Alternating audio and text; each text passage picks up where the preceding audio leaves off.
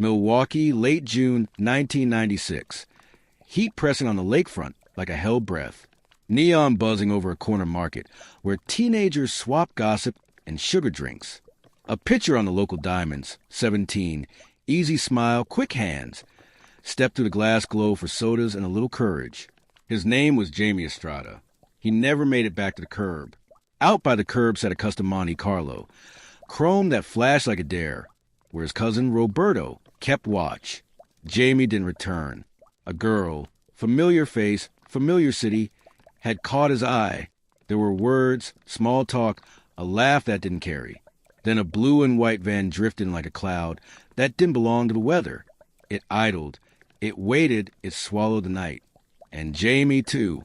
By the time Roberto looked up from his thoughts, he was staring at an empty sidewalk and a story that didn't add up. Worry runs quiet at first. You tell yourself he caught a ride. He'll circle back. An hour later, the quiet turns jagged. The cousins split the city into routes and burned the streets ragged. North, west, anywhere the taillights could have gone. No trace. Just a Monte Carlo and the taste of panic. Back home, a mother kept a light on. A father counted seconds. Night got old. Fear didn't. Near midnight, a beeper trembled. Chicago area code 312, then digits that spelled urgency in a family dialect. 187, 911. The oldest brother, Mark, found a payphone and dialed into a stranger's breath. The voice on the wire was flat, practiced, no wasted syllables. "We have the kid," the caller warned. 70,000. You want him breathing. You follow orders.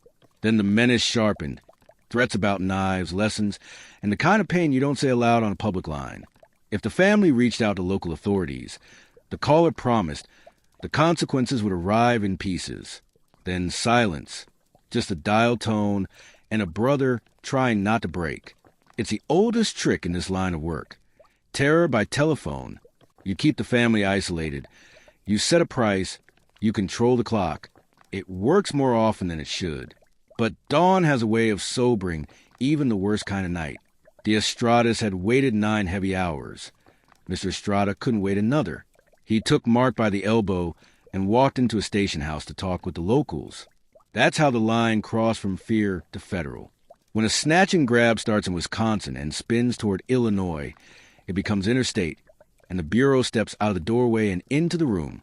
Special Agent Dan Kraft arrived with the posture of a professional who has seen what a ticking clock can do to a family. He didn't promise miracles. No serious agent does. What he promised was method, structure, and a team that eats chaos for breakfast. He took the first interviews like a surgeon. Measured questions, careful notes, assembling a timeline from scattered shards. The store, the girl, the van with 2 paint tones, the beeper code, the threats, the line that went dead. Within minutes, bureau techs were wiring the home phone. Another team married Paolo's cell to a recorder and a trace. Milwaukee's violent crime squad plugged in beside them, practical and steady. The first rule in these cases, don't let adrenaline do the thinking. The second, own the pace. The kidnapped crew didn't let them exhale. A call crashed in, not to the house, but to Paolo, one of Jaime's brothers. The voice from a night returned with a new figure, 30,000 and a cruel add-on. They wanted the Monte Carlo itself, keys in the ignition, doors ajar, cash on the seat. No authorities, no delays. Then a proof of life, raw and hurried. Jaime's tone wavered. Pain bent the edges of his words. He said he'd been hurt. He begged them to move. The line cut before grief could answer. That single sliver, live contact, was the first oxygen the case had seen. The FBI logged every syllable, every background sound, worked the trace, and prepared the family for what came next. Control negotiation, tactical patience, and a plan that doesn't get a boy killed. Negotiation in a case like this isn't about poetry. It's about leverage, time, and the appearance of compliance. Agent Kraft walked Paolo through a quiet rehearsal. Inflection, delay tactics, questions that sound like concern but gather data, landmarks, distances, background noises, anything to triangulate a ghost. Meanwhile, the Bureau built a command spine. Rapid Start database stood up, leads index, names cross-referenced, timestamps aligned. In the middle of the storm, Those systems keep your compass true. Then the terrain shifted. The drop site, a fast food parking lot on Chicago's west side, was a public bowl with too many angles and too many bystanders. The Bureau doesn't love theater when lives are on the line. They prefer rooms they can cage and corners they can hold. Milwaukee called Chicago, and the second city answered with muscle, Special Agent Kevin Cassidy, and a cadre of seasoned operators. A mobile command post sprouted near the United Center, close enough to pounce, far enough to breathe. Surveillance teams laced the perimeter. Unmarked units drifted into the neighborhood like falling leaves, and comms went tight. The handoff from city to city was professional, quiet, clean, the kind of inter-field marriage that doesn't make headlines, but saves people all the same. The kidnappers tried to keep the upper hand, but Bureau negotiators nudged the board. With careful phrasing, Paolo urged a safer lot a few miles away. Less chaos, fewer passers-by. The voice agreed, reluctantly. That gave the FBI what it needed. A better stage, better sightlines, and time to lace his own with eyes. One more touch, small, almost petty but tactical. The kidnappers demanded the Monte Carlo be unlocked. The Bureau told Paolo, quietly, to lock it instead. Not defiance. Strategy. When a thief reaches for an easy handle and finds resistance, he hesitates. Hesitation is daylight for law enforcement. A heartbeat is enough to move a net. Dusk slid toward the city, mercy nowhere in sight. The Monte Carlo rolled into the lot and took its mark. Cash waited like bait on a quiet seat. Doors clicked shut. Keys glinting where the abductors expected opportunity. Out beyond the asphalt, shadows held bureau glass and steel, patience and purpose. You could feel the city listening, the way a neighborhood listens to thunder. Somewhere between two skylines, Milwaukee's worry and Chicago's wait, an operation took shape the way good operations do. Seasoned hands, shared language, an uncompromising focus on the only outcome that mattered. Bring the kid home alive. The city clock ticked toward nightfall.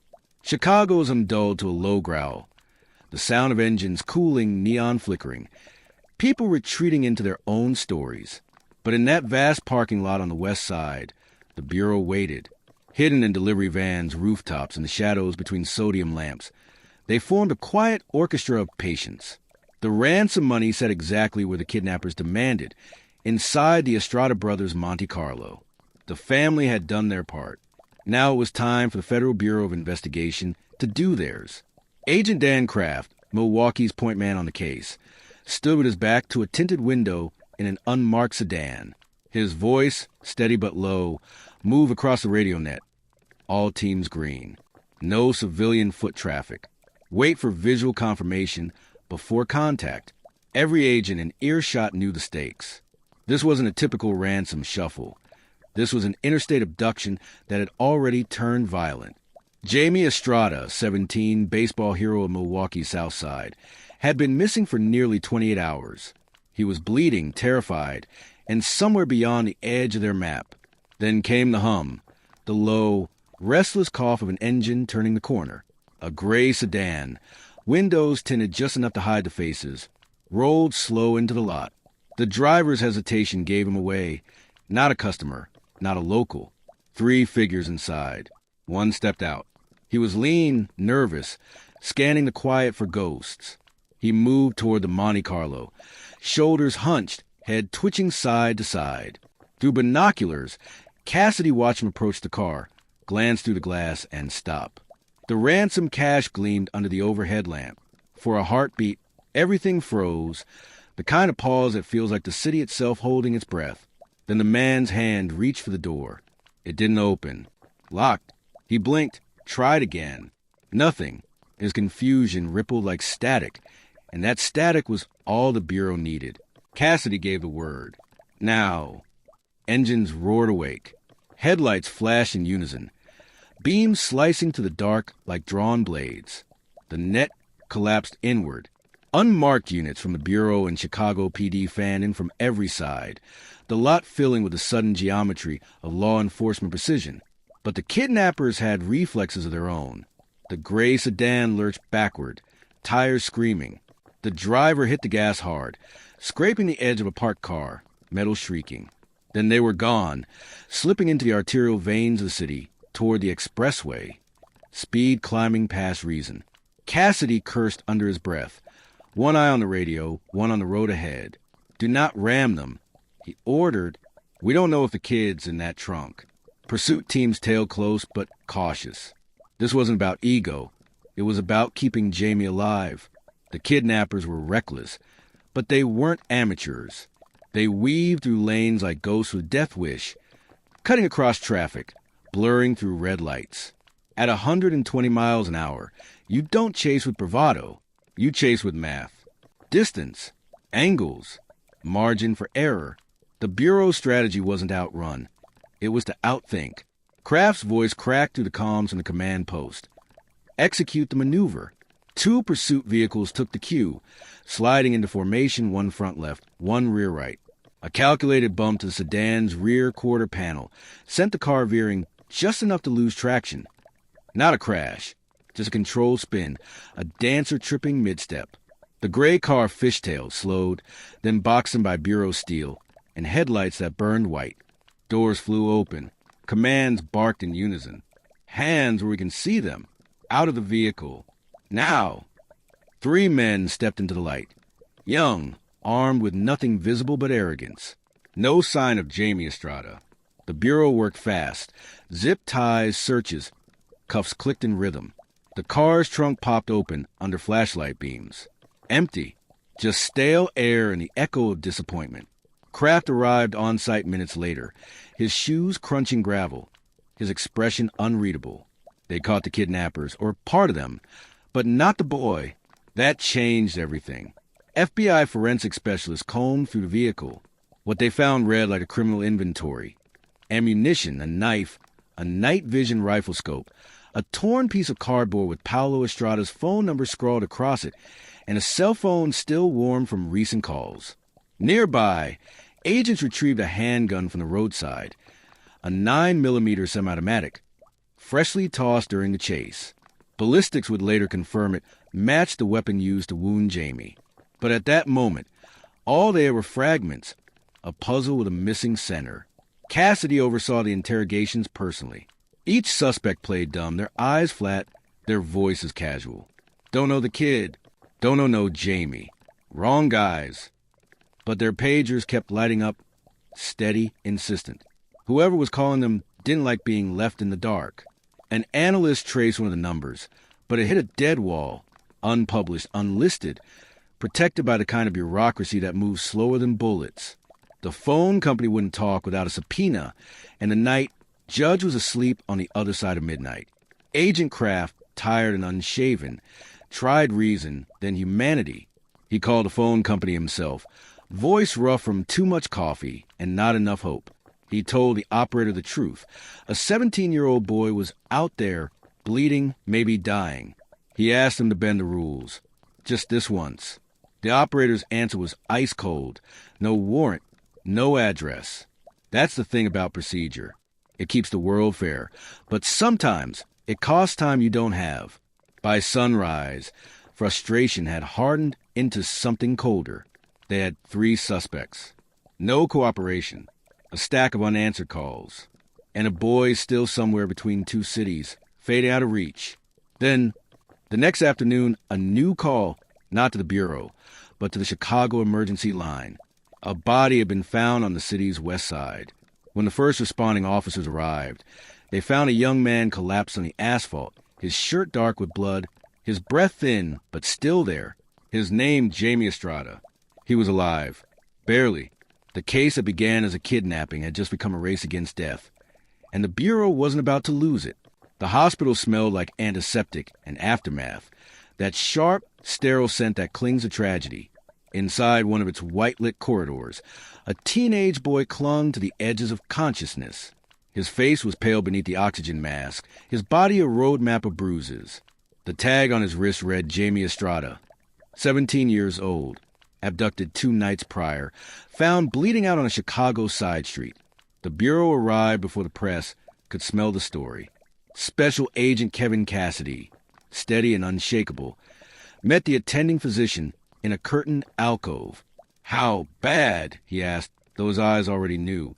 The doctor sighed, folding his arms. He's lucky. A gunshot wound, left untreated for nearly 2 days. Infection spreading fast. He needs surgery now. You've got 5 minutes, no more. 5 minutes. That's the kind of clock FBI agents live by. Cassidy nodded and stepped into the room. Jaime was awake, barely. His eyelids fluttered like torn paper. His voice a rasp carved out of exhaustion. Yet when the agent leaned closer, the boy tried to speak. "Can you tell me what happened?" Cassidy asked softly. Jaime swallowed, each word dragging itself out like it weighed a pound. "I was at the store, talking to a girl.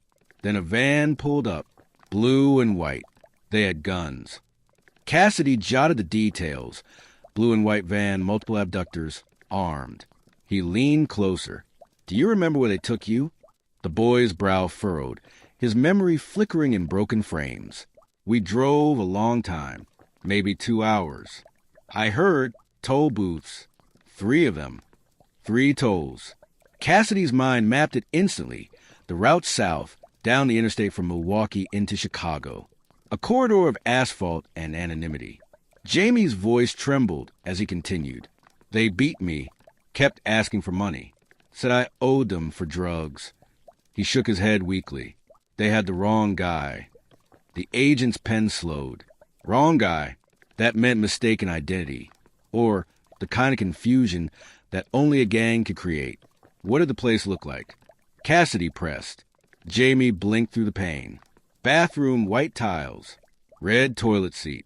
Red curtain. Voices. A woman's voice called one of them Beto. Cassidy repeated it under his breath. Beto. A name. Finally, a thread. The story fractured again. Jaime described the shouting, the blows, the moment a phone was pressed into his hand, and the demand came.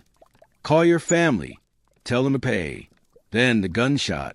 A flash, a noise that split the dark. He wasn't sure who fired, only that everything after smelled like blood and fear. The nurse stepped in. "Time's up." Cassidy squeezed Jaime's shoulder gently. "You did good, son. You hang on. We're going to finish this." As they rolled the boy away towards surgery, the agent stood in the doorway for a long second, his jaw set. Behind him, the hospital hallway buzzed with motion, interns, orderlies, the white noise of the living. But in Cassidy's head, the sound had already gone quiet. He was replaying every word the kid said, every hint, every color, every clue. White tiles, red seat, Beto, 3 toll booths. He stepped out into the afternoon light and called the Bureau's field command. "Put out a search," he ordered. Blue and white van, seen crossing Toll Plaza southbound 2 nights ago. Also, check local record for anyone named Beto, gang affiliations, narcotics ties, kidnapping priors. We start there. By nightfall, the Bureau's tech teams had built a timeline. According to highway footage, a van matching Jaime's description had indeed crossed into Illinois from I-94 shortly after midnight on June 27th. Cameras caught it at 3 toll stations, exactly as the boy recalled. The plates were stolen. No surprise, but the path was clear. Whoever took him, they'd driven straight into the heart of Chicago's west side.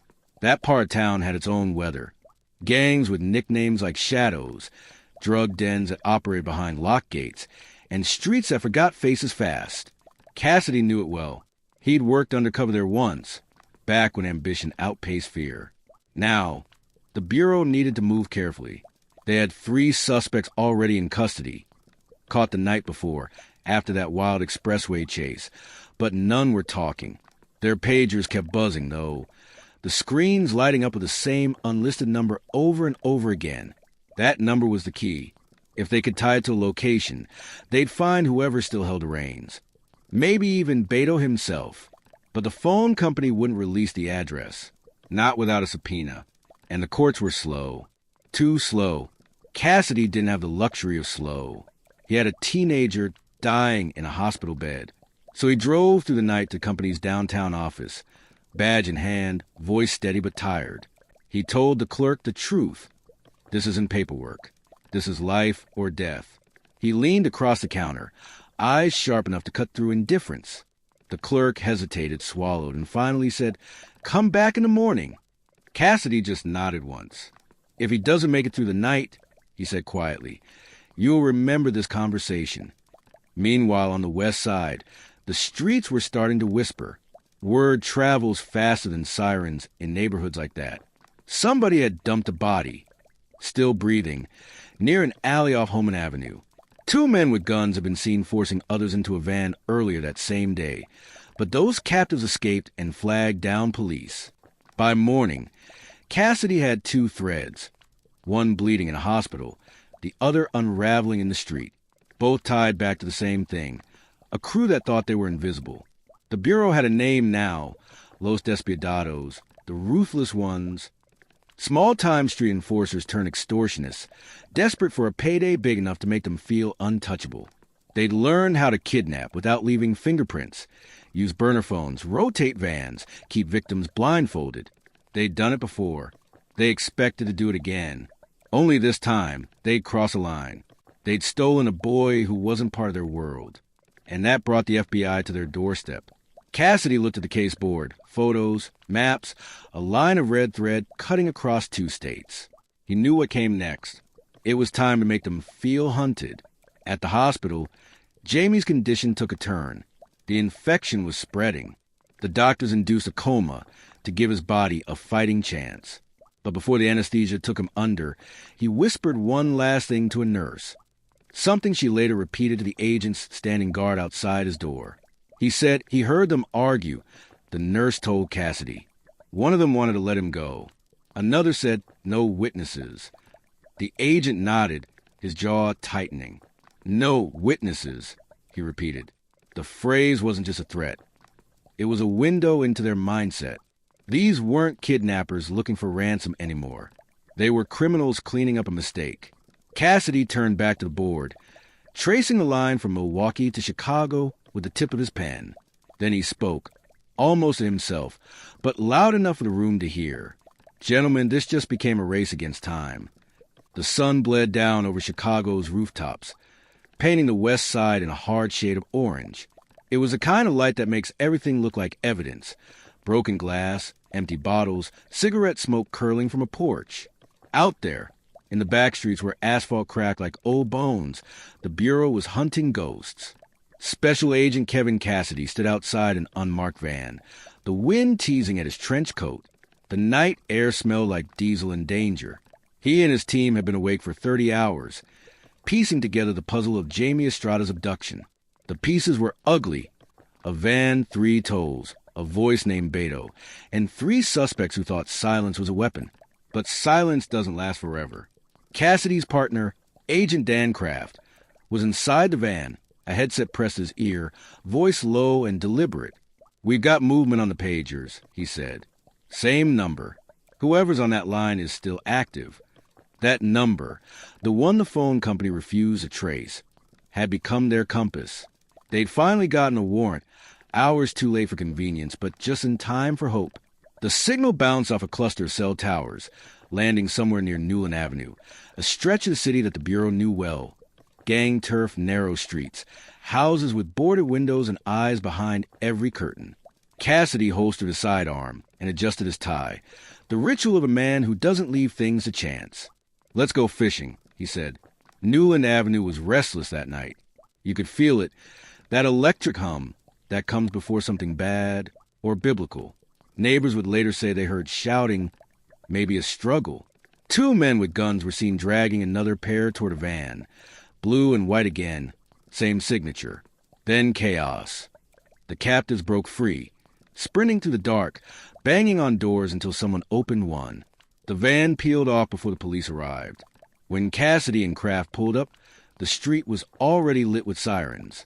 2 shaken men were being ushered into the back of a patrol car. One was named Pedro Montoya, the other Chavo Rodriguez. Their faces told the story before their words did. Eyes wide, shirts torn, terror still fresh on their breath. Cassidy crouched beside them, his voice gentle but firm. "Tell me who did this." Montoya didn't hesitate. "It was the same people that took that boy, the one from the news, the ones with the van." That was all Cassidy needed to hear.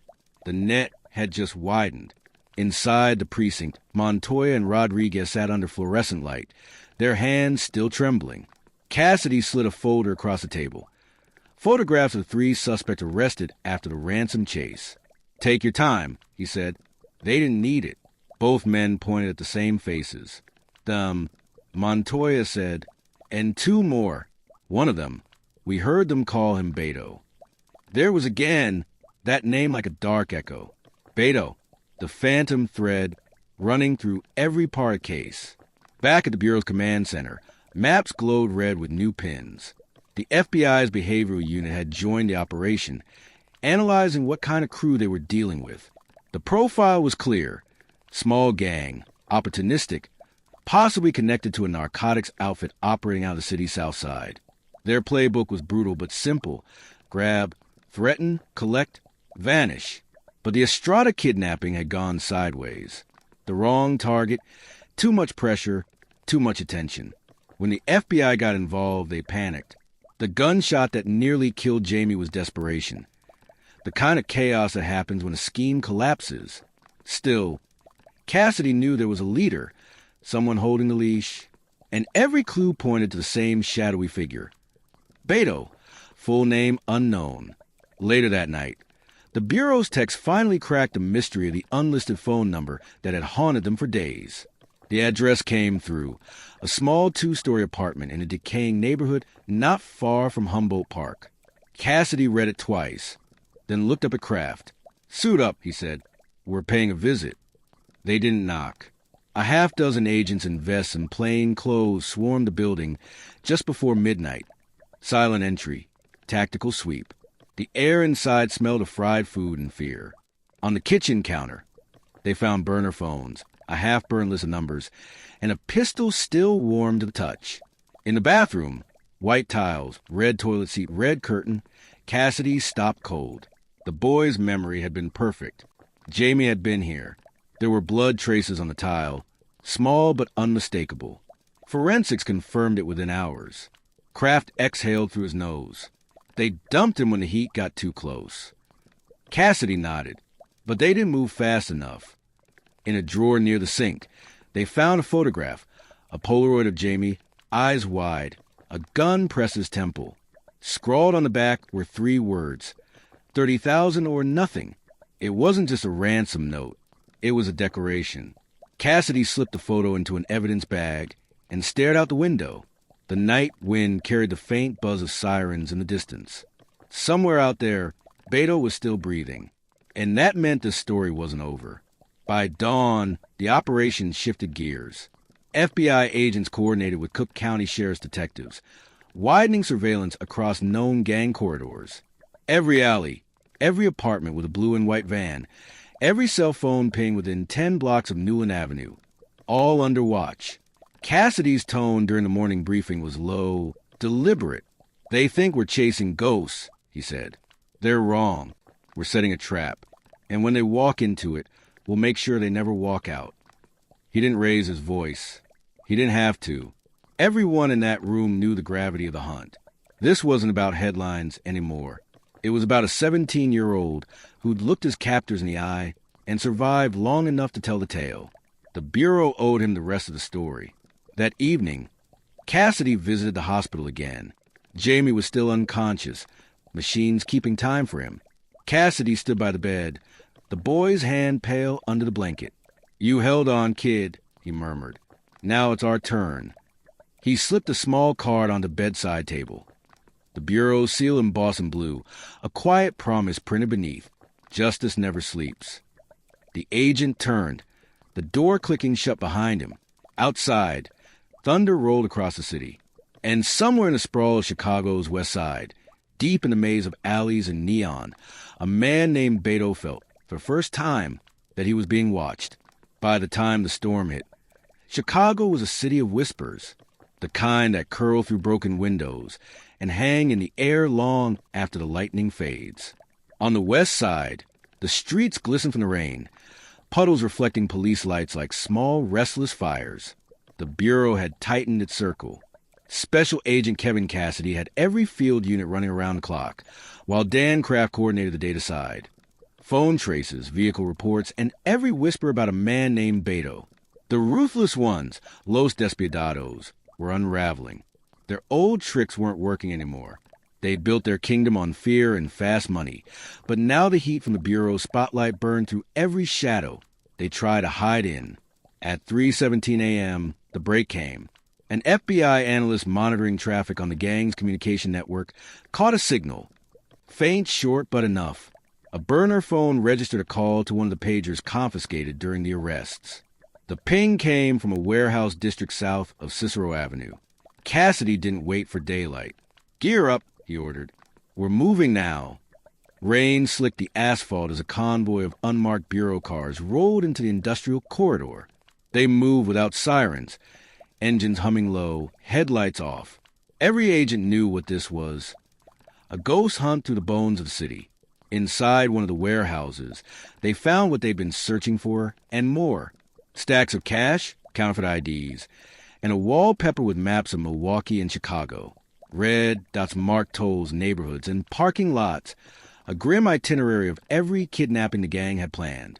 And on the table, beneath an open pizza box, lay a notebook with single names scrawled in heavy ink.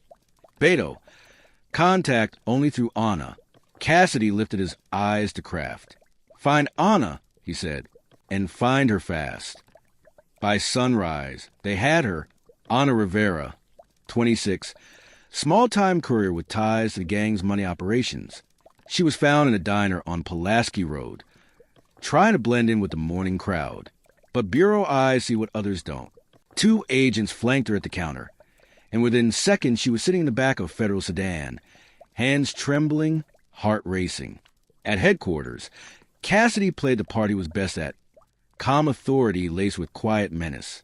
"Anna," he said, sliding the Polaroid of Jaime across the table. "This boy almost died. We can connect you to the men who did it. You help us, we help you. You don't." He paused, letting silence finish the sentence. She looked at the photo, at Jaime's terrified face, and exhaled a breath that seemed to empty years out of her. "I can give you Beto," she whispered, "but you have to promise I'll live to see daylight." Cassidy didn't flinch. "We can promise you protection, but only if you talk now." Her story poured out like spilled ink. Beto's real name was Alberto Beto Vargas, 32, a mid-tier enforcer turned ringleader. He'd once run errands for a cartel affiliate, learned how to handle extortion, and then went independent, pulling small abductions, ransom jobs, and intimidation gigs across the Midwest. The Estrada kidnapping, Anna said, was supposed to be easy, quick cash, low risk, but they grabbed the wrong boy. When they realized Jaime had no ties to the drug trade, panic spread through the crew. One of them wanted to release him. Beto refused. He ordered them to keep him alive until the money came in, then to clean up afterward. Anna's voice cracked when she added, "He was laughing when he said it." Cassidy kept his face neutral, though inside he felt that familiar, cold anger that agents learn to live with, the kind that doesn't explode, just sharpens. "Where is he now?" She hesitated. "He moves around, but he's at a safe house near Humboldt Park off Kedzie. Apartment 4C. Cassidy stood up. "That's all we need." By nightfall, the Bureau moved in silence. A tactical team of FBI SWAT, backed by Cook County deputies, surrounded the building at Kedzie and Augusta. The air smelled of wet brick and adrenaline. Inside, through a cracked window, agents could see movement. A figure pacing, gun glinting under dim light. Vargas was there. Cassidy took point at the door. "We bring him in alive," he told his team. "No mistakes. Let's end this right." The breach went off like thunder. Door splintered. Commands shouted. Boots thundered through narrow halls. "FBI, drop the weapon." Vargas turned, a flash of panic cutting through arrogance. He raised his pistol, but hesitation cost him his freedom. 2 agents tackled him hard, the weapon clattering to the floor. Within seconds, he was face down, cuffed, and surrounded by the full weight of federal justice. Cassidy crouched beside him, voice low. "You picked the wrong family to terrorize." Vargas sneered, but there was no fight left in his eyes. The next morning, the U.S. Attorney's Office filed charges that read like a laundry list of everything the Bureau stood against: kidnapping, extortion, conspiracy, interstate racketeering, and attempted murder. Ana Rivera entered witness protection. The three men caught after the ransom drop turned state's evidence, trading secrets for sentences that would keep them alive. And Beto Vargas, the ghost of the West Side, found himself staring down a lifetime behind bars. But even as the Bureau celebrated the arrests, one thing lingered in Cassidy's mind. Jaime Estrada was still in critical condition. The boy had survived his captors, but the infection, the surgeries, the trauma, they'd left him at the edge. In every case, there's a cost. And this one wasn't done collecting. That night, Cassidy sat alone in the Bureau's parking lot, rain pattering against the windshield. He looked down at the Polaroid, that one image that had haunted the investigation from the start. He thought about the family, the fathers shaking hands, the brothers who refused to sleep, the phone ringing with death on the line. Then he thought about the agents, the tireless days, the rules bent but not broken, the quiet moments when justice felt almost too heavy to carry. The ruthless ones were finished. But Cassidy knew there'd always be more out there. Another van, another phone call, another family waiting in the dark. That's the curse of the job. You saw one nightmare, and it just makes room for the next. Morning crawled across the skyline in tired gray stripes, the kind of dawn that looks like it's been awake all night. The storm had passed, but the city still smelled of wet pavement and diesel, of relief mixed with residue. Inside the Chicago field office, a silence hung heavier than the rain outside. It was a sound that always followed the end of a case. The quiet after the chaos, the echo of everything that couldn't be undone. Special Agent Kevin Cassidy stood by the window, coffee in one hand, the other tucked into the pocket of his trench coat. He'd been up for 48 hours, maybe more. He'd seen the arrest reports, the confessions, the photographs of evidence lying neatly across a table like trophies of human ugliness. And yet, despite the victory, something in him refused to celebrate. Across the room, Dan Kraft was on the phone with Milwaukee, checking in on the Estrada family.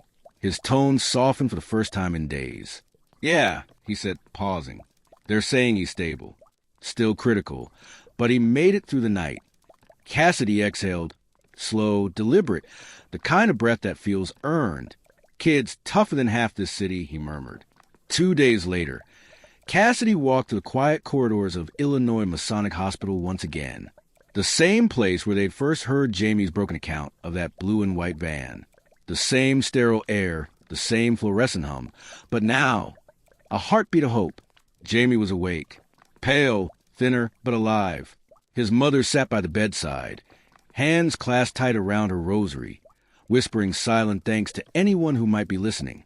Cassidy waited until she looked up, and she nodded, tears bright in her eyes. "You found them," she said softly. "You kept your promise." Cassidy gave a small smile. "That's what we do, ma'am. We keep our word." He stepped closer to Jamie, who turned his head weakly toward him. "You're the agent," the boy said, voice a rasp but steady. "Yeah," Cassidy answered, pulling a chair beside the bed. "You remember what you told me? The white tiles, the red curtain? That helped us find them." Jamie blinked, a faint smile tugging at the corner of his mouth. "So it's over?" Cassidy hesitated, then nodded. "For now, yeah, they won't hurt anyone else." The boy nodded once, eyes fluttering shut again.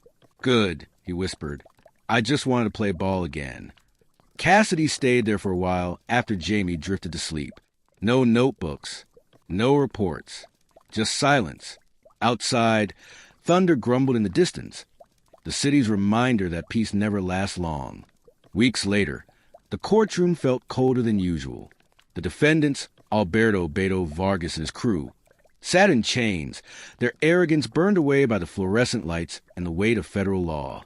The trial was swift, the evidence airtight. Photographs, forensic traces, phone records, witness testimony from Ana Rivera, placed safely under Bureau protection. And then the voice recordings. When the kidnappers had called the Estrada family, the FBI had been listening. Every threat, every cruel word, captured and preserved. Now, in front of a silent jury. Those words echoed through the courtroom like ghosts. "We have the boy. You call the cops, you'll get him back in pieces." The jurors flinched.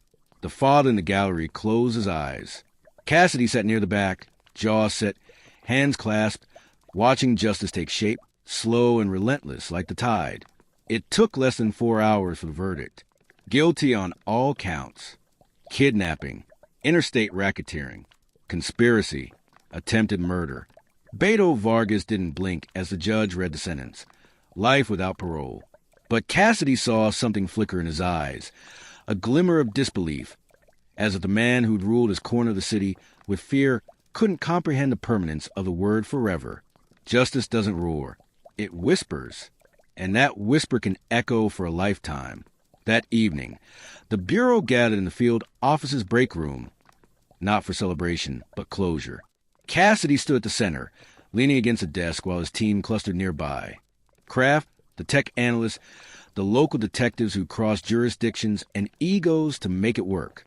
Someone popped open a bottle of soda, not champagne, not beer. No one toasted. They didn't need to. Kraft broke the silence first. "You think he'll remember all this? The kid, I mean?" Cassidy looked toward the window, where the city lights blinked in the wet dark. "He'll remember enough," he said. "The fear, the pain, that fades. But the faces, the hand that pulled him out, that stays." A pause, the sound of rain against glass. Cassidy added almost himself, "And maybe that's enough." A week later, a letter arrived on his desk, handwritten. The kind of thing you don't see much anymore. It was from Jaime Estrada, written in shaky but determined script. "Agent Cassidy, my mom says you don't need thank yous for doing your job. But I want it anyway. You didn't just save me, you saved my family. I heard you never stopped looking. I'm learning to walk again. I'll play baseball one day, maybe not as fast, but I will. If you ever come to Milwaukee, there'll be a seat behind home plate with your name on it. Jamie." Cassidy read it twice, folded it carefully, and slipped it into his coat pocket. That night, as he walked out of the field office and into the cool breath of Lake Michigan air, he looked east, toward the water, toward the horizon, and allowed himself one small smile. The Bureau never sleeps. And sometimes, just sometimes, that means one boy wakes up. He turned his collar up against the wind, the city lights trailing like stars on wet pavement, and disappeared into the night. Another case closed, another ghost laid to rest. Epilogue. They called it Operation Crossline. An interstate kidnapping ring dismantled. A family restored. A boy who refused to die. In the Bureau archives, it's a file number and a stack of paper. But to the people who lived it, to Cassidy, to Kraft, to the Estradas, it was something else entirely. Proof that even in the darkest corners of the map, justice still finds its way home.